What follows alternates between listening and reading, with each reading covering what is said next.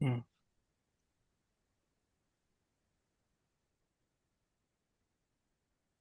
एवं चतुर्दश जगन्मयतान् गतस्य पातालमीश तव पादतलं वदन्ति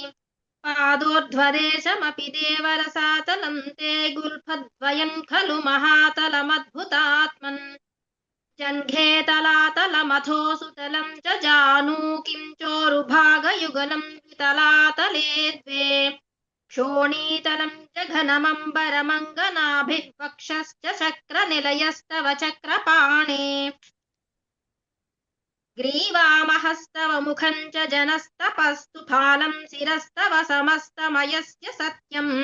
एवं जगन्मयतनो जगदाश्रितैरप्यन्यैर्निबद्धवपुषे भगवन्नमस्ते ग्रीवामहस्तव मुखं च जनस्तपस्तु फालं शिरस्तव समस्तमयस्य सत्यम् एवं जगन्मयतनो जगदाश्रितैरप्यन्यैर्निबद्धवपुषे भगवन्नमस्ते त्वद्ब्रह्मरन्ध्रपदमीश्वर विश्वकन्दछन्दांसि केशव घनास्तव केशपाशाः उल्लासि चिल्लियुगलं द्रुहिणस्य गेहं पक्ष्माणि रात्रिदिवसौ सविता च नेत्रे निःशेष विश्वरचना च कटाक्षमोक्षः कर्णौ दिशोऽस्मि युगलं तव नासिके द्वे लोभत्रपे च भगवन्नधरोत्तरोष्ठौ तारा गणश्च रदनाश्च मनश्च दंश्रा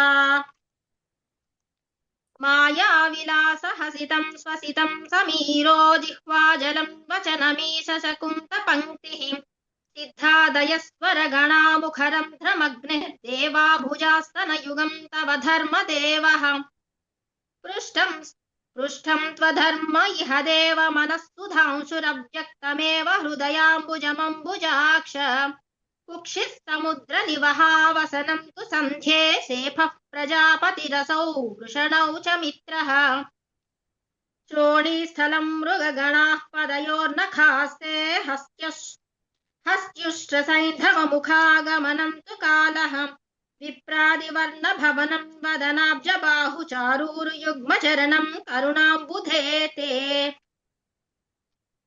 संसारचक्रमयि चक्रधरक्रियास्ते वीर्यं महासुरगणोऽस्ति कुलानि शैलाः नाड्यः सरित्समुदयस्तरवश्च रोमजीयादिदं वपुरनिर्वचनीयमीश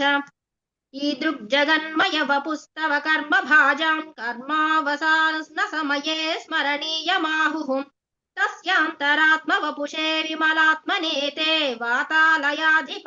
नमोऽस्तु निरुन्धिरोगान् నీ శ్రీముఖం నేను గుర్తించి ఇచ్చేస్తున్నాను నీకు.